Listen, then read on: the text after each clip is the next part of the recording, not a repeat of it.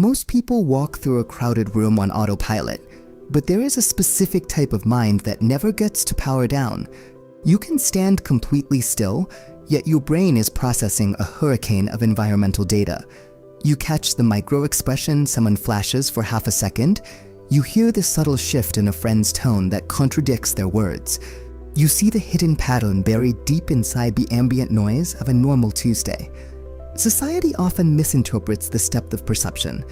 If you process too much detail, you're often accused of overthinking or handed labels of anxiety and sensory overload. Neuroscientists have identified this heightened awareness as a distinct biological baseline. It is a state of existence with a specific scientific name. The brain operates on a high-resolution biological calibration, one that changes the way every second of reality is experienced. Looking at this brain schematic, we isolate the default mode network, the background processor that powers up briefly when idle, then goes quiet. But in highly intelligent individuals, this network remains active. It is essentially always on, maintaining dense, overlapping connections that refuse to fade.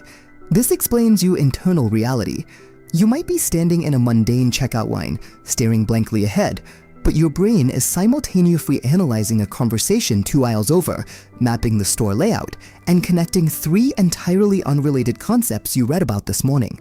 This hyperactive processing extends outward into your 5 physical senses, a trait scientists call sensory processing sensitivity. The nervous system itself is physically tuned to detect minute stimuli. You register faint smells, slight changes in ambient light, and softer sounds that barely move the needle for average auditory processors. The drive for quiet environments or intentional solitude serves as a necessary biological calibration, preventing the neural system from overheating under a constant influx of environmental data.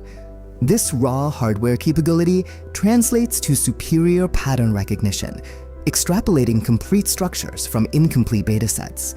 A 2021 study in the journal Intelligence found that people with higher IQ scores identify visual and social patterns up to 40% faster than the average population. People often call this having a gut instinct, but there is nothing mystical about it.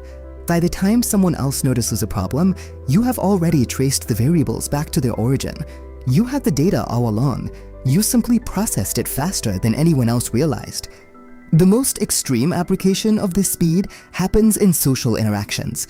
Research out of UC, San Francisco shows that only 2% of the population can naturally detect micro-expressions, involuntary facial movements that vanish in less than 1/5 of a second.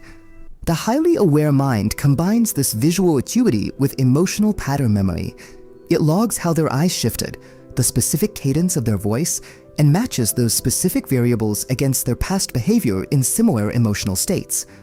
By stacking rapid pattern completion on top of hyper-detailed social data, the high-resolution mind detects lies, hidden motives, and deteriorating relationships weeks or months before the surface evidence appears.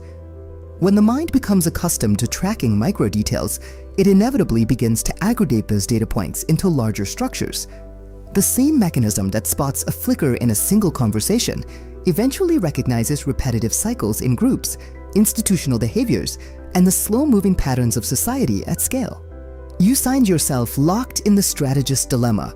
You see historical cycles repeating. You watch the warning signs accumulate, remaining fully aware of the inevitable consequences that haven't even happened yet. Scientists refer to the weight of this systemic awareness as the curse of knowledge. The more you understand the mechanics of reality, the harder it becomes to exist comfortably within it. You carry an empathetic burden. You notice when a situation is quietly falling apart. You see the silent unfairness and the quiet suffering that is entirely invisible to the people standing right next to you. And once you see it, you cannot unsee it. It creates a specific form of isolation. You are forced to live in a reality that is always 3 steps ahead of your immediate surroundings, constantly waiting for everyone else to catch up to the conclusions you reached days ago. But understanding the biology behind this isolates the anxiety. It allows you to find genuine peace and intentional solitude, knowing that your desire for a quiet space is a valid biological need for a highly tuned system to rest. A mind that never fully powers down is an extraordinary asset. It is the necessary weight of experiencing the world at its absolute